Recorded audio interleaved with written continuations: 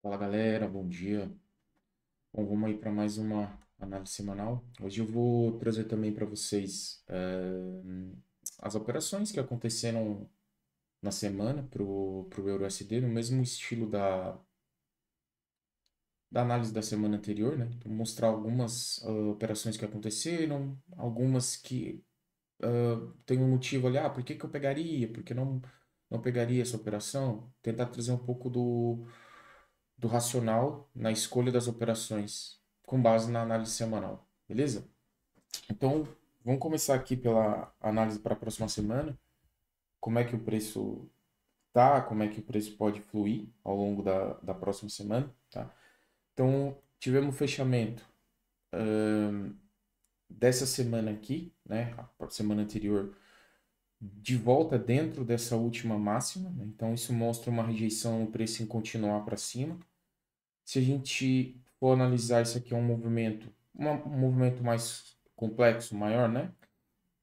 A gente tem um movimento de quebra de estrutura, então, teoricamente é normal a gente ver uma retração, né? O preço fez ali o consumo, acho que logo na segunda-feira, o preço já chegou a consumir aqui a máxima da semana anterior, né? Logo na segunda. E desde então, o preço só veio a cair, né? Então, manipulou ali a máxima e seguiu fazendo movimentos de baixa, beleza? Então, acredito que para essa próxima semana a gente vai continuar vendo alguns movimentos, vai continuar vendo movimento de baixa. Entretanto, sexta-feira temos o payroll, né? E esse payroll tem um sabor especial, um motivo especial. Depois eu vou falar sobre as notícias. Vamos seguir aqui. Quando a gente olha aqui para o diário, a gente vê que o preço já mudou sua estrutura, né?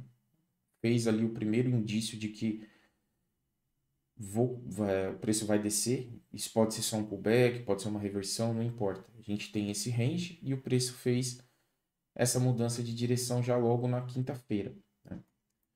Para a próxima semana, a gente tem dois pontos de interesse falando em termos do diário, que são esses dois Fair Value Gaps aqui, onde a gente pode ver o preço retornar nessas regiões para buscar preços mais baixos, né?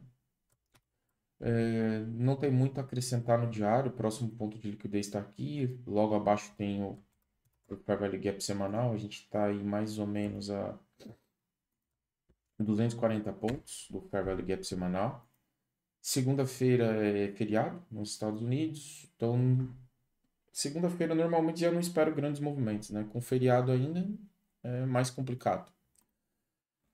Falando em termos do 4 horas, a gente consegue ver aqui completamente um fluxo vendedor, não tem muito nem o que explicar, né? O fluxo está vendedor, as ordens que estão com maior quantidade são ordens de venda, e trazendo aquela mesma ideia de replicação de movimento, a gente pode ver isso aqui, né? Essa última perna sendo replicada aqui, esse último movimento de alta sendo replicado aqui, né? Para a semana. Então, é uma semana bastante importante, bastante movimentada, tá? Em termos de notícia, e especialmente na sexta-feira. Mas vai ter notícia todos os dias, com exceção da segunda, que é feriado, beleza? Quando a gente passa aqui para as notícias, para a gente dar um olho, já logo na terça, a gente tem o PMI, né? Onde a projeção do PMI, principalmente do industrial, é aumento no PMI, né? Isso fortaleceria o dólar, então é uma notícia importante para o dólar, né? Depois a gente tem as ofertas de empregos JOLTS, que estão esperando uma diminuição nessa oferta, né? Por se tratar de uma notícia relacionada ao emprego, não acredito que ela vai ter tanto impacto como os dados que a gente vai ter na sexta, beleza? Aí quinta-feira a gente já tem mais, mais notícias, né? Tem PMI industrial, aliás, perdão, do setor de serviço. Então, eles estão estimando, né, que vai ter uma diminuição no PMI, ou no máximo manter o que estava, no que diz respeito a serviços, e aqui é a indústria, tá? Aqui, não, até o momento, não há uma estimativa para os pedidos iniciais por seguro-desemprego. Lembrando que a última divulgação foram dados bons, né? Eles estimaram uma quantidade e veio abaixo, então foram dados bons pro, pro dólar. E depois tem a fatídica sexta, onde a taxa de desemprego dos Estados Unidos vai ditar muito provavelmente o corte que vai acontecer nas taxas de juros, né? Ainda não sabemos ainda qual vai ser o nível desse corte, só se sabe que vai haver um corte, mas não sabe se vai ser de 25 pontos base, se vai ter um corte emergencial para cortar a estagnação da economia de 50 pontos base. Então, esse dado vai ser muito importante, tá? Combinado com a geração de empregos, como é óbvio. Então, se a geração de empregos está aumentando e a taxa de desemprego está diminuindo, significa que eu tenho mais motivos ainda ali para ter um corte maior. Enfim, vamos ver o que vai acontecer. Essas notícias são as principais. Voltando aqui aqui, opa, voltando aqui para o gráfico em si,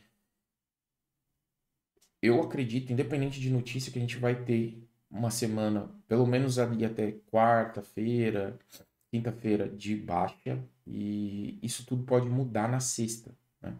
Então, é uma semana de mais atenção, de não se expor tanto, tomar mais cuidado, beleza? Agora, falando um pouco da semana anterior, então, eu deixei aqui a análise que eu tinha feito na semana anterior, exatamente como estava, tá? E eu vou mostrar um pouco para vocês dos trades e o racional, o pensamento ali naqueles trades, tá? Vou passar direto aqui, eu deixei tudo comentado conforme foi passando. Isso aqui é o meu próprio estudo que eu adiciono no meu diário e tudo mais. Então eu deixei tudo feito, eu não apaguei para poder a gente trocar essa ideia aqui no fim de semana, tá? Geralmente segunda eu não gosto de operar, porque em geral segunda-feira é um dia lateral ou um dia que vai mostrar para mim a direção da semana. E, como eu disse, começou a semana, o preço ali, já logo na sessão da Ásia, fez o sweep da máxima da semana anterior e começou a quebrar a estrutura. Quebrar a estrutura, quebrar a estrutura. Então, já se tinha uma ideia de que, pô, muito provavelmente a gente vai ter uma terça-feira aí com os preços indo cada vez mais baixos, beleza?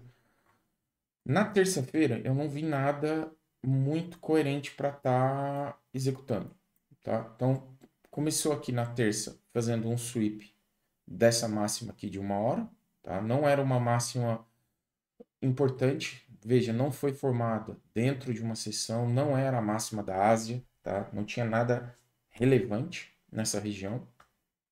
Depois, o preço chegou até a fazer um market shift nessa estrutura, mas o fair value gap que ele deixou para trás era muito irrelevante, muito pequeno, tá? Não era um fair value gap forte, que dizia, que dava confiança no movimento, tá? Mesmo assim, a entrada não aconteceu, o preço não voltou na região, e ele só foi voltar nessa região depois de ter consumido esse fundo, tá? Então foi um movimento de manipulação no fundo, não vale a pena fazer essa entrada, tá? Por esse motivo, não executei esse trade, não executaria esse trade, tá? Depois que houve aqui o movimento de manipulação dessa outra mínima de 1 hora, que também é uma mínima fraca, não foi formada dentro de sessão, não era a mínima da Ásia, nem nada do tipo, o preço chega até a fazer um market shift nessa região. Ele até muda a estrutura, deixa um fair value gap mais interessante, só que o preço volta na região fora da sessão de trade, tá? Eu olho para o mercado aqui até as 16 aqui de Portugal. Então, estaria fora. Seria um trade válido, tá? Chegou a pagar, inclusive, se for executar esse trade utilizando aqui o Fair Value Gap. A gente tem um trade válido, cobrindo a última mínima, pelo menos 2-1 ele pagou. Mas eu não executei por conta do horário, beleza? Depois, continuando, o preço aqui, antes da sessão da asa do outro dia, ele já fez um sweep da máxima da sessão de Londres numa hora, certo? Então a gente já tem um movimento interessante aqui, mais significativo. Depois, o que acontece? O preço chega a inverter a estrutura aqui em 15 minutos. A gente vê aqui, esse é o último fundo. Então aqui teve um market shift no 15 minutos. E aí sim, ele deixa ali Fair Value Gap de uma hora, Fair Value Gap de um minuto, de 15 minutos, perdão. E aqui já tem um cenário mais favorável, né? Tem um breaker acima, tinha um Fair Value Gap de 15 minutos bem mais relevante. Eu tenho um movimento de baixo muito maior. Isso é a definição mais clara de o que é um displacement, né? Um movimento contínuo com candles fortes, com candles grandes, formando um movimento de baixa. Então aqui eu poderia utilizar N motivos para entrada, mas falando o que eu uso, o OTE, que basicamente é a FIBO no nível de 0,62, né? Deixa eu mostrar a configuração, isso aqui. Tem outros níveis, mas eu gosto de usar o de 0,62. Então eu poderia simplesmente não olhar para mais nada, com base nesse displacement, colocar uma ordem aqui e ter meu trade. Segundo, eu poderia usar aqui o breaker de 15 minutos junto com o Fair Value Gap de 15 minutos. Então eu poderia colocar minha ordem aqui, que coincidentemente deu exatamente no mesmo ponto onde estaria a entrada baseada no OTE. Então eu teria essa região aqui, tá? Então é um trade mais claro, mais fácil, né? A gente executar. Foi na sessão de Londres. A sessão de Nova York não apresentou nada, só uma continuação.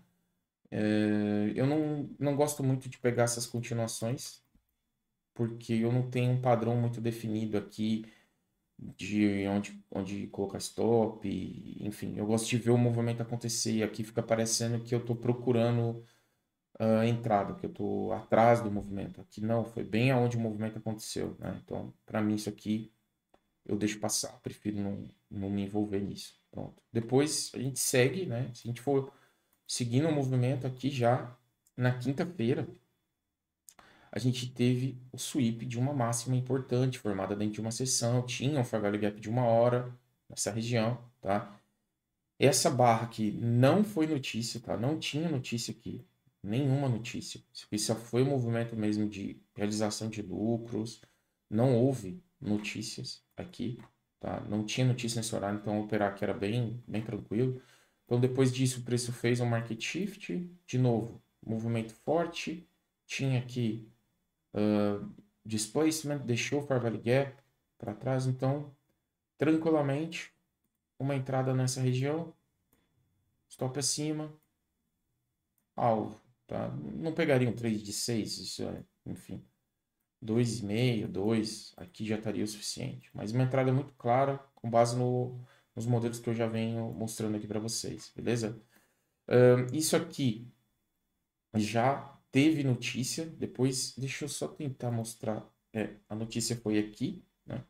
Exatamente nessa região, é onde está essa bolinha. Se quisesse operar um movimento de manipulação depois da notícia, tá? Essa aqui seria a região mais adequada. Tá? Por que eu não gosto desse tipo de operação? Aqui eu tenho dois motivos. Primeiro, depois a gente vai voltar na quinta, tá? Vou deixar a quinta marcada aqui. A gente vai voltar no replay para eu explicar a sexta. Preciso mostrar a quinta. Aqui a gente tem uma manipulação que aconteceu em nada relevante, tipo, eu não tenho nada numa hora algum fundo ou topo importante que foi consumido, eu só tenho uma manipulação de um topo que aconteceu fora das sessões. Depois eu tenho a divulgação da notícia, tenho sim a formação de um Fair Value Gap, mas eu estou exatamente dentro desse Fair Value Gap do diário, tá vendo? Eu não tenho nem espaço aqui para buscar antes da região, utilizando um stop coerente, eu não tenho espaço nem para um 2 para 1. Tá vendo? Por mais que, mas pagou, mas eu não tinha nem espaço para um 2 para 1 aqui. Então, esse tipo de trade não vale a pena, tá? E de novo, foi um trade de continuação. O movimento original que deu início aconteceu ali, em Londres. Então, eu vou voltar aqui, beleza, na quinta, para a gente dar um olho aqui no que eu... Quando que esse Fair Value Gap já não se torna tão relevante, tá? E foi exatamente na quinta. Por que que ele não se torna tão relevante? O movimento ideal aqui seria o preço mitigar essa região e, no mínimo, fechar acima desse último fundo, tá? Esse último fundo, esse fundo interno, ele demonstra aqui uma mudança no fluxo de ordens, né? Então, eu tenho agora uma convicção de que o preço pode vir mais abaixo, porque esse Fair Value Gap não foi capaz de empurrar o preço aqui para cima, tá? Aqui a gente tem o fundo e o preço fechou. Então, pegar um trade aqui agora de venda é diferente do que esse trade que a gente estava falando agora na quinta, tá? Se a gente for olhar para sexta, agora, vamos olhar para sexta. Sexta-feira, a gente teve, de novo, um movimento muito parecido com o movimento que houve na quinta, tá? A gente teve, tinha um Fair Value Gap, tinha uma região aqui no 1 hora, não é uma região tão relevante, mas tinha as máximas da Ásia, vou dar uma olhada aqui no 1 hora, né? Tinha aqui as máximas da Ásia, nessa região. Essa máxima ela foi formada fora da seção aqui de Nova York, mas logo acima tinha um Fair Value Gap, tá? E como eu não opero baseado só no toque ou nada, eu tenho que ver uma confirmação. E a confirmação ela aconteceu. Houve um market shift, houve a formação de um Fair Value Gap. Esses dois candles aqui são grandes, são candles com volume, houve sim. Qual o problema desse trade, tá? É uma entrada perfeitamente válida, mas o risco tá na divulgação do PCE, tá? Que foi exatamente aqui. Mas era um trade extremamente válido, perfeitamente possível de ser executado e principalmente pelo motivo que eu disse, né? Se esse Fair Value Gap fosse segurar esse movimento de quinta-feira, o preço deveria ter tocado aqui e fechado pelo menos aqui em cima, tá? Isso faria com que o fluxo de ordens mudasse numa hora, principalmente, e o que não aconteceu. Então, muito provavelmente, iria acontecer mitigação mais abaixo. Então, aqui eu tinha um espaço, né, pelo menos até esse fundo, bastante favorável para buscar um trade de pelo menos 2 para 1. Tem até mais do que isso, né? Enfim. Então, eu tinha espaço suficiente para fazer isso aqui, né? Bem tranquilo. Então, esse foi o racional atrás dessas operações, tá? Motivo pelo qual eu executaria ou não executaria um trade usando os mesmos modelos apresentados para vocês. E é isso, pessoal. Eu vou tentar manter isso. Como isso aqui é parte do meu estudo, eu estou sempre colocando isso aqui no meu journal. Eu vou tentar passar isso toda semana para vocês, para que vocês possam construir um conhecimento em cima das análises e do que olhar, do que não olhar e tudo mais, beleza? O principal, galera, é tentar identificar o fluxo que a gente tem ali numa hora. E por que numa hora? A gente está falando de trades intradiários, tá?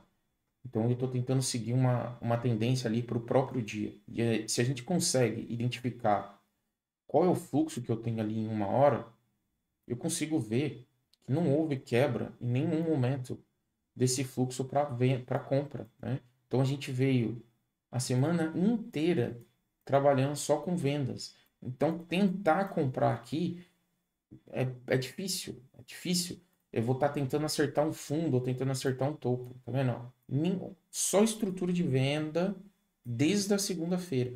Talvez entre segunda e terça tenha ficado um pouco mais complexo de ler, mas se a gente julgar essa quebra, e aqui só um sweep, porque depois logo na quarta teve a quebra do fundo novamente. Os outros dias estavam muito claros. Segunda-feira já realmente não quero operar. Terça não estava claro. Pô, não tenho muita certeza ali, não vou executar trade. Pronto, não executa trade. Pô, chegou quarta, pô, tá claro. Então começa a operar a partir de quarta. Não tem problema nenhum.